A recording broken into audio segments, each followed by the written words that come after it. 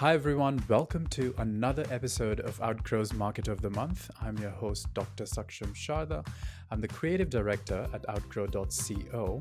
And for this month, we're going to interview Brendan Hufford, who is the founder at Growth Sprints, which is an agency that helps SaaS companies acquire customers.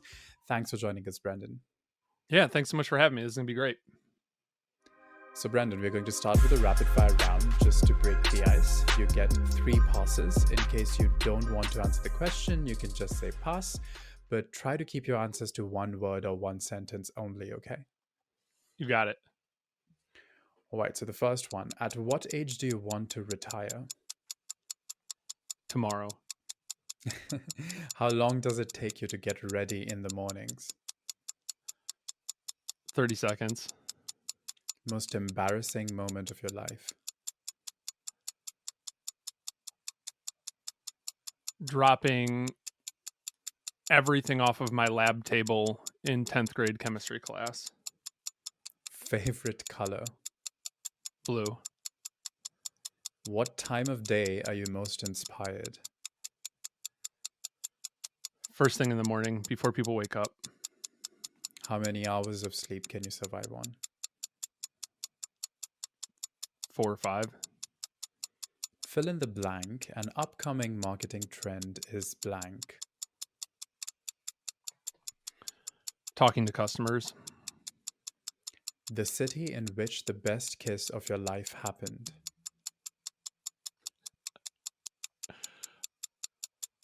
Kendallville, Indiana. Pick one, Mark Zuckerberg or Jack Dorsey.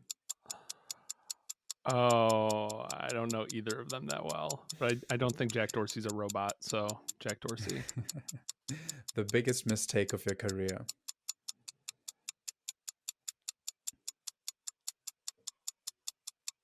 Joining a company that I knew had a toxic culture. How do you relax? Reading. How many cups of coffee do you drink per day? How big is a cup? Well, doesn't matter. It's only a rapid fire, so you have to just say it. This cup that I'm holding up is the size of my face. So if that's the size, then 1. But I'm pretty sure there's about 5 cups in here. 1 pot of coffee is the answer. Okay, a habit of yours that you hate. Biting my nails. The most valuable skill you've learned in life. Empathy. And the last one is your favorite Netflix show.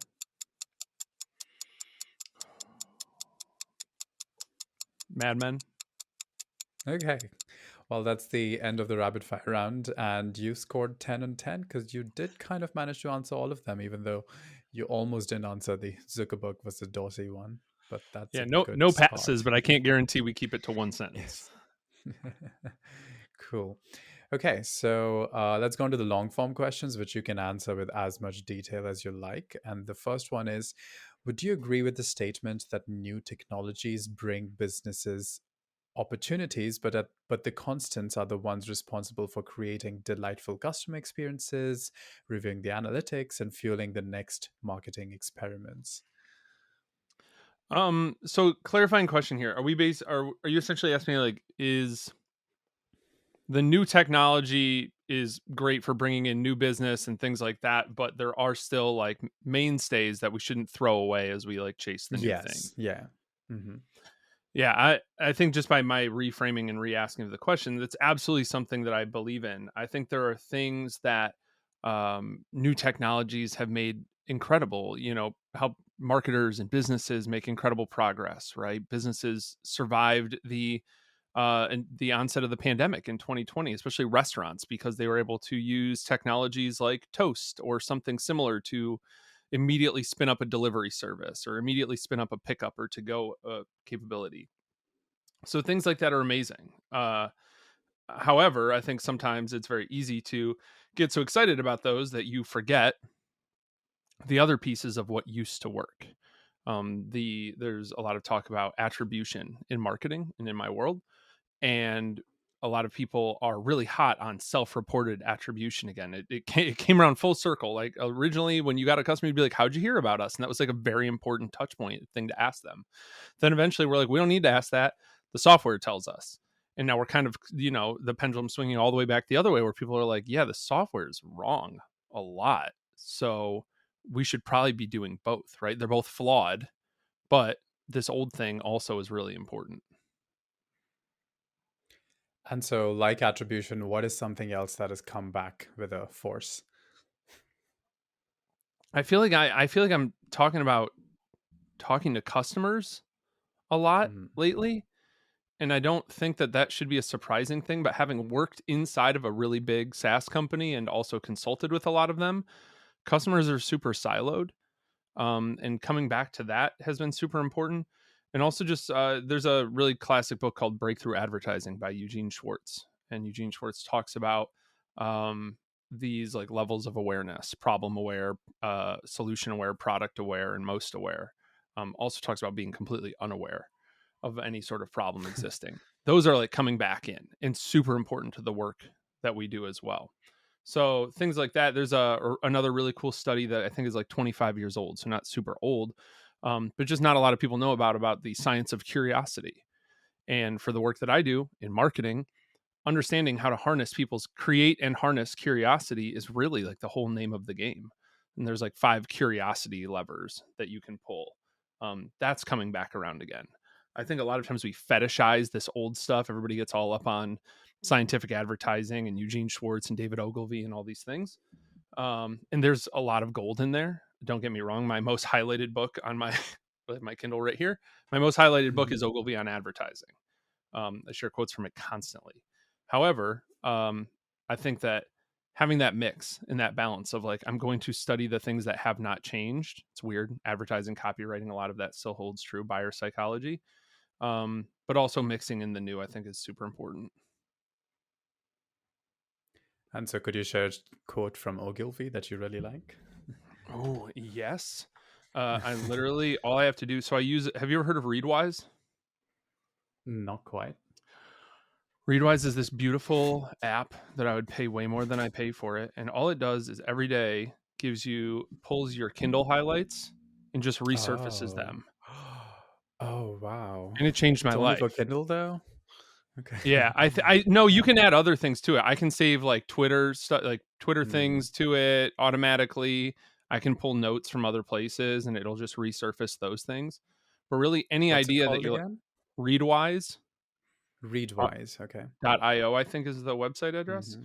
I think I heard about it from a couple people, and then I think Tim Ferriss talked about it, and then it kind of like Hmm. blew up as a company. Um, so here's one of the. This is literally the. Instead of giving you like the best one, I'll give you the most recent one. Hmm. This quote that says he says first study the product you're going to advertise. The more you know about it, the more likely you are to come up with a big idea for selling it. When I got the Rolls Royce account, I spent 3 weeks reading about the car and came across a statement that at 60 miles an hour, the loudest noise comes from the electric clock. This became the headline and was followed by 607 words of factual copy.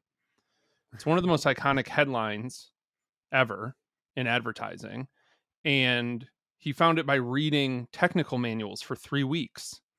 Most people do Mm. not put in that amount of work to study the product that they're taking to market. And I think there's a lot of like that for me. That was always been very much my process of like immersing myself in product, customers, data, collateral, information, everything. And that to see like that's how one of the best of all time has done it. That gave me a really good kind of North Star to keep Hmm. following that. Yeah, that was definitely a beautiful quote. But switching now to B2B marketing, do you agree with the statement that in an information rich world, because I guess Ogilvy is also talking about how much information you have, in an information rich world, B2B conversions on a first touch point are getting rarer? I think it depends on what you're selling in B2B. So I worked at an email marketing company, which is B2B, right? Our customers are business owners. But it's $9 a month with a free trial, which is very different than other B2B where it's all right, cool, we're selling medical devices or we're selling into a steel manufacturing plant or whatever.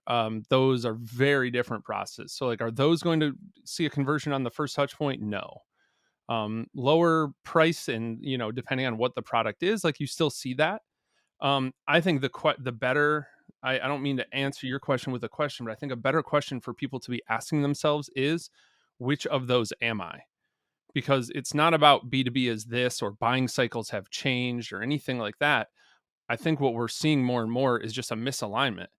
People that are long sales cycle and not first touch point types of companies are still trying to do first touch point types of marketing. And then other companies that can be first touch point are pulling people into drawn out demos, and you got to talk to an SDR, and you have to like do this whole long process that's built for enterprise B2B sales. And it's like, your thing starts at $4 a month. Like, they don't they don't need to get on with a demo. Just take the credit card right there, show them the product on the website. And I think that's like a fundamental misalignment that's happening, and that misalignment is what we see. It's not binary, it's not this or that. It's just companies don't know who they are, and they don't align marketing to who their actual company is, and or who their customer is. So you're saying that companies have not studied their product in a lot of cases, in this case. Or their customers, like they'll have like a Hmm. customer team, and it's like, or there's only four, this company's 1,000 people. And if you ask them how many of them have talked to a customer in the last 60 days, there's like 6 people that have talked to it, not including like support or something, but like on the product or marketing side, nobody's talking to customers. Um, Hmm. So I think that's the biggest thing. And it's not, that just becomes like part of the culture. Is like, we know what we're doing. We know the message. We come up with the brand. We come up with the messaging. We do all these things. And it's like, I get it if you are doing true like category creation, right? Like, you're creating a car. What is that? I think it's like a Ford quote or something. Like, if people asked what, if I asked people what they wanted, they would have all asked me for a faster horse, right? Like, if you're truly creating something totally new that doesn't exist, like, yeah, you got to lead a little bit, right? Apple creating the iPod, like, they had to lead a little bit, but we're not all creating the iPod, nor would I recommend most companies do that, right? So I think that's the biggest thing, is spending, like, we're seeing some of those pieces and having a better structure of like, how do we, like, what type of like growth loops and things do we have built in so that customers are like, we have a steady stream of customer information coming in. We have a steady stream of product information coming into marketing, coming into sales, things like that. And why do you think this not listening, or how do you think this not listening to customers culture developed in SaaS? I don't think it's in all of SaaS. I think that we very much, kind of similar to the new technologies question you asked, like, we got the pendulum just swung too far. Like, we didn't have any, like, we used to not have anything. So you had to talk to customers all the time. You'd do anything to try to talk to them. You would go to the events that they go to. You would try to like get them on the phone. There's all these different like cool ways of doing things that gave us those great like feedback loops. But now that we have technology, now that we have technology that tells us what customers are doing in the app, now that we have technology that tells us where they can, like, the over reliance on that, I think it swung too far. And I think the answer is, like many things, like probably a little closer to the middle. And so, speaking of new technology, what are your opinions on businesses' growing reliance on artificial intelligence? Honestly, as somebody who's in the content world a lot, like, I like it. I think it's interesting.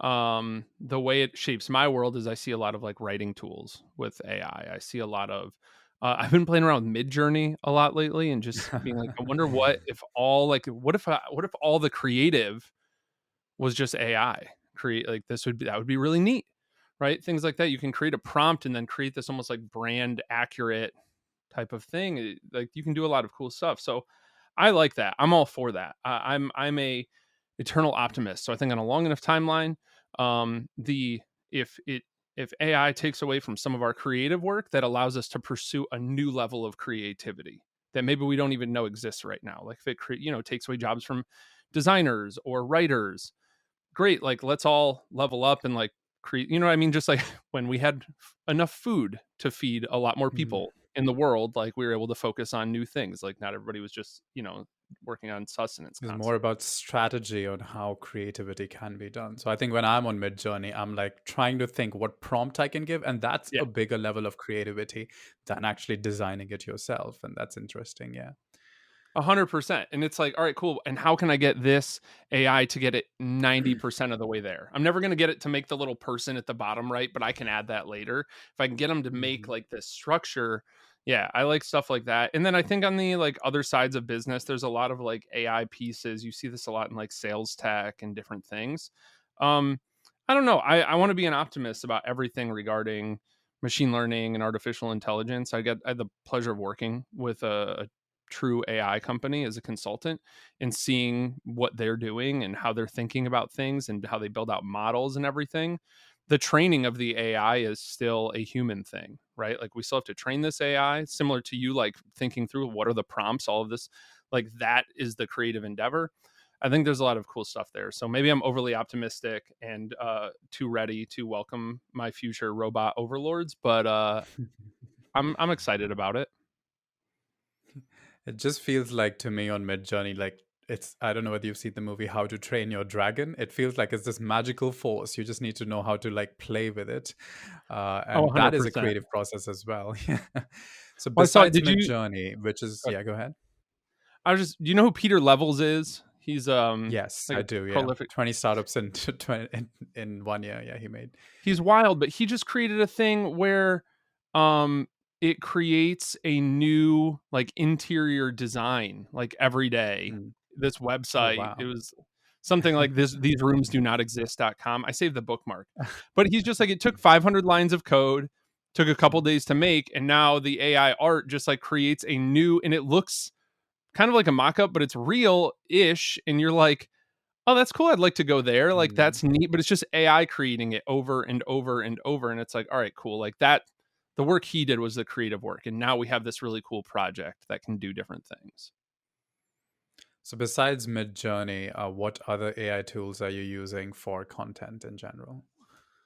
So I'm hesitant to call things AI versus machine learning because Mm. I'm not smart enough to know the Mhm. difference. But I use Phrase for content things. I remember I knew the head of one of the marketers there for a while. And he was like, yeah, they keep wanting to push like their AI as like the main marketing message. And he's like, and I was like, well, is it AI? And he's like, yeah, it actually is. And he's like, that's why they want to push it. And he was like, but we can't push it in marketing because everybody says they have AI, right? Like I feel like every tool is Mm. AI powered now, and it's not anywhere near AI. It's Mm. just like a machine learning algorithm. But so I think Phrase, based on what I've heard from internally, like they have, semi true AI that like that's a cool tool. What does it Other than that, do? it's really those two. Hmm? What does phrase do? Phrase is cool. Their machine learning is really neat. It's really good at pulling like, hey, here's the gaps in your content based on what other people are Mhm. publishing. Even if you're not a subject matter expert, it can pull all of those things, and then we can pass that along to a true subject matter expert and be like, hey, you wrote this article about this, but you didn't write about these 12 things. We should probably include those topics in this article. And they would go, oh yeah, you're right. Like maybe, or maybe they were just like too close to a topic, so they use the same word over and over again. It's like, look, you actually meant different things, so we should talk about those.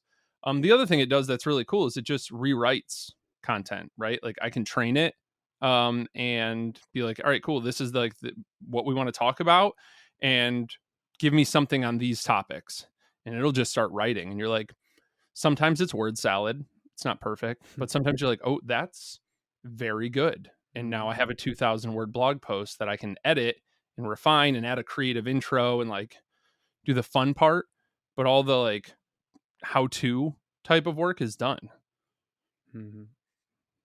Okay. So, going back to SaaS B2B business models, given that the customer acquisition process for SaaS businesses is much longer, do you believe that offering free subscription business models of some kind can be a good way to attract new customers? Yeah, I think a lot of times this get like freemium or free trial and things like that gets couched in like product led growth. Product led growth is way more than that. I have some friends that are really amazing. Andrew Kaplan and other people are really amazing at PLG. So I wouldn't say that what this is, but I'm not so much. I don't know if it's a free subscription, like you would want it to be freemium. So there's a free tier of this. But if you can't offer a free tier, showing the product on your website is amazing. And then giving people an interactive demo of the product is even better. so that they can actually click around in the product on your website, even if it's kind of just like a walkthrough demo where they can like edit things and change stuff. And it's I love that sort of thing. So there's a company called Trainual, TrainUal, that has a really cool interactive demo. I remember Postscript did this in the past, where it was like, they do text message marketing for e-commerce shops, and it was like the biggest concern they found customers had was, do are these texts going to look like garbage and hurt our brand? And they're like, well, put your number in and we'll show you how we use Postscript for ourselves by texting you. And then all of a sudden it goes from like a website experience to like a mobile experience, and people are literally demoing the product as Postscript's them. It's kind of cool. So I love stuff like that. So I don't know if it's a free tier is necessary for everybody, but the ability to see it without having to sign up for a demo and an SDR, and people are like, well, we don't know if and I understand like there's salesmanship and there's value that they want to create and all these other things. But I think the days of things being gated is really problematic, because I'll tell you, if I want to see what a product looks like, I'm going to go on YouTube. Like there's videos and visuals of it out there. Do you want me watching a video of your product from 2017, or do you want me looking at the interactive demo on the product that was updated last week? Probably the latter. And I think companies forget that buyers can find out anything they want now. So, what are some of the things that startups continue to get wrong?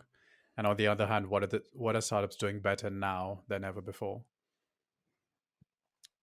So, one of the things startups in general continue to get wrong is looking at marketing, because this is the space that I'm in, looking at marketing as if it is a volume game. We need one blog post per week. We need one social media post per day, per week, per month, per quarter, per year. It's volume. And I don't see enough companies doing what I think they would want to do, which is just putting a flag in the ground for quality, of just saying, screw reach. Like, we want resonance. I think that's where a lot of it starts. Things like it's famous now, and it might be survivorship bias, but I always love the article from, I think it's Slack's CEO, called "We Don't Sell Saddles Around Here." Things like that, where it's like, all right, we're going to put a flag in the ground for quality, and we're going to let this like set our path going forward. So I think just the mistake is simply not giving themselves enough time, and or creating a culture like I've been a part of previously, where there just wasn't enough time to make great work. We had to just keep pushing out more and more volume. And because the top line metrics kept growing, that's easy to ignore. But when those go down, when revenue slows and you might have to raise a down round, or when, or just you can't IPO because everything's kind of fallen apart or whatever, things happen to businesses, especially as economic climate changes. The thing that will always have a bigger impact is hiring the right people and then giving them enough time to do great work. And how do you think this will change with relation to clients themselves? What do you mean? So, how do you think, what would be the ideal strategy for identifying and achieving customer expectations, values, and desired outcomes? In terms of like giving the team enough time to do that, I think, Hmm. I think we could all use a little bit more time. Again, we kind of overcorrected into this world of like KPIs and OKRs and all of this sort of stuff. I think it's taking output off of like the main metric. I think output can be fine for like, all right, we're going to benchmark against this, of like, in this quarter we would like to launch X number of whatevers. I think that's fine to set those goals internally and then hold yourselves to that. But being able to create something that resonates, like half of that it's kind of like copywriting as a skill, right? Copywriting is not writing, it's just researching. 95% of copywriting is research, not writing. And to the Ogilvy example, right, it was 3 weeks of reading, and then it came out the headline that probably took him a day to figure out. That sort of thing is how I think a lot of marketing could and should work, right? A lot more like I said, talking to customers, figuring out how people use the product, that sort of thing. Like that is marketing. People are like, cool, Brandon, that's called product marketing. Yeah, but then the rest of marketing doesn't know what's going on there, right? And the larger a company gets, the more success they have, their success is their enemy, right? They get further away from customers. They get further away from their own team. They get like things get separate. And I think we'll see better customer outcomes and give customers the true transformation that they want. Not just like, does this work? Does it do the thing? But what is the transformation they're seeking in their life, and how can our product help them get that? Well, I think we get a lot closer to that. So speaking of copywriting, then what other factors, in your opinion, make business writing essential for advancement outside, establishing a credible online presence? Like what other skill set or Yes, what other skill set would be necessary? so I think copywriting couches a lot of things. When I think about the work I do in Mm. SEO and content, um, a lot of that gets like the research piece and understanding the phases of like write how you speak, and then you write how you speak, and then you write how your customers speak, and then you figure out like how to write how they think, so they have those moments where you're able to articulate words to feelings that they've had but have never put words to themselves. People will throw their wallets at you if you can give them words to something that they've felt for years but never had the words for, um, and then be like, and that's what our product does. um, I think the other thing is, I'll say this really quickly, outside of skill set, from like a hierarchical standpoint, right? Like having a CEO that gets marketing, having a CMO or marketing leader that gets content, and then having a content leader that has really good taste. Like those things cannot be skipped. If you only have two of those, it will be difficult. If you only have one of those, it will be impossible. Having those in place is really, really important and valuable. Outside of that, I'm not sure what other skill sets. For me, so much of when I look at all the great marketing work, so much of it is the same skill set as copywriting. It's journalism, it's angles, it's creativity, it's deep research and understanding and empathy. And doesn't matter what channel you're working on, it doesn't matter what type of media you produce, it doesn't matter anything. Literally, my brain is spinning. I'm like going through the checklist of all the different marketing activities businesses do. It's the same for all of them. Here's the thing: just because I'm oversimplifying it and making it really simple doesn't mean that it's easy. This is a really hard thing to do. It's just not that complicated. All right. So the last question for you is of a personal kind. It is basically, what would you be doing in your life right now if not this? Um, I would, if I wasn't doing this and I still wanted to have something that I was passionate about be involved with the business that I was running, it would probably be around fitness. Fitness and health is something Mhm. that has always been a challenge for me. And I work in marketing because I like solving challenges. And I think being involved in fitness and health would also be really rewarding, but also something that I would love to do. All right, fitness and health then. Well, that was the last question. Thanks everyone for joining us for this month's episode of Outgrowth Market of the Month. That was Brendan Hufford, who is the founder at Growth Sprints, which is an agency that helps SaaS companies acquire customers. Thanks for joining us, Brendan. Yeah, thanks for having me. Check out their website for more details, and we'll see you once again next month with another Marketer of the Month.